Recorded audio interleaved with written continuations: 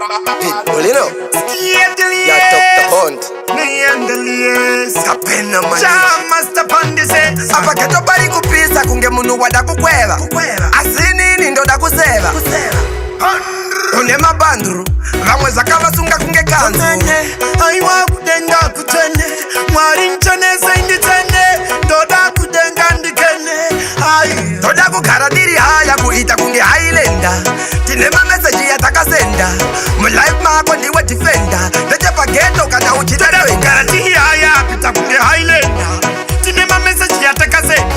mulife mako ndiwe defender ndechepageto kana uchitatoinga watano tarisa mutunu wandafamba up to now dainda tove kamba ndinombo yetsa niwani chitiramba nemishonga wapota wachipamba shingirira wangu wapana iwewe nenamo yako munozivana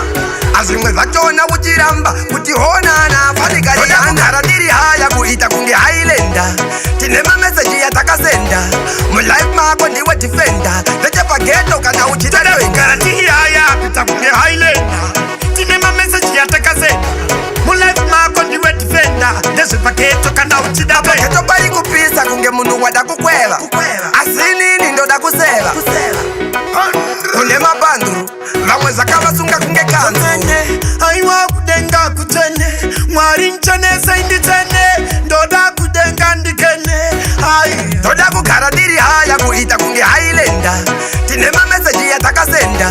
mulife mako ndiwe defender ndechepageto kana uchitatoinga haya kuita kunge hailenda tine mameseji yatakasenda mulife mako ndiwe defender ndezvepaketo kana uchidatoinga watano tarisa mutunu wandafamba up to now dainda tove kamba ndinombo yetsa niwani chitiramba nemishonga wapota wachipamba shingirira wangu wapana iwewe nenamo yako munozivana azvimwe zvachona uchiramba kuti honana fanikariana diri haya kuita kunge hailenda tine mameseji yatakasenda mulife mako ndiwe defender ndechepageto kana uchitatoinga haya kuita kunge hailenda tine mameseji yatakasenda mulife mako ndiwe defender ndezvepaketo kana uchidatoinga